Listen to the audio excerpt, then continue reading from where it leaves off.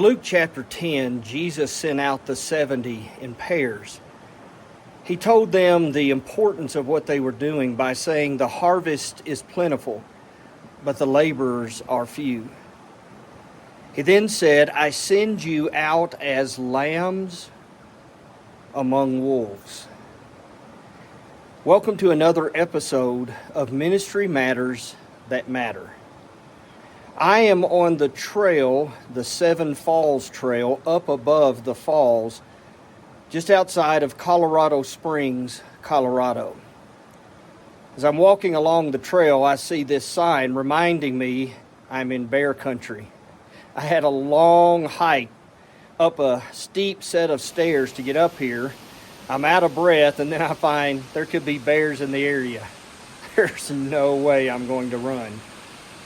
As we think about that, I want us to remember that Jesus understood that leadership was not easy.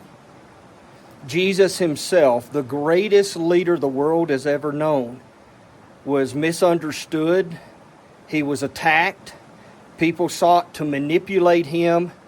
When they couldn't manipulate him to do things the way they wanted, they finally killed him. I want each of us to realize that if we choose to be leaders in the Lord's church, it's not an easy path that we choose. There are going to be dangers. If you thought that becoming a preacher or a youth minister or an elder was going to be a life of bliss and everything was going to be great because you're serving in God's mission and purpose, then I hate to inform you, you're mistaken. That along the trail of trying to serve in God's kingdom, there are always dangers. There are people who will manipulate you. There are people who would lie about you. There are people who will misunderstand you. And no matter how hard you try, you'll never make them all happy. At the end of the day, my challenge to you is to remember that you serve the Lord. And don't quit. The devil wants you to quit. The devil puts up his signs. The devil puts up his warnings. And he wants to discourage you because he knows if he can get the leaders to quit, then he can destroy all the rest.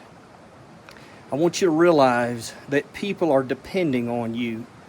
God has a mission in the world and he needs leaders. He has chosen to use human leaders to carry out that mission. Yes, we are lambs among wolves, but remember that we serve the Lion of the tribe of Judah. There's nothing that the devil can do that's more powerful than God. And if I must give my life in service to him, he has promised me an eternal reward.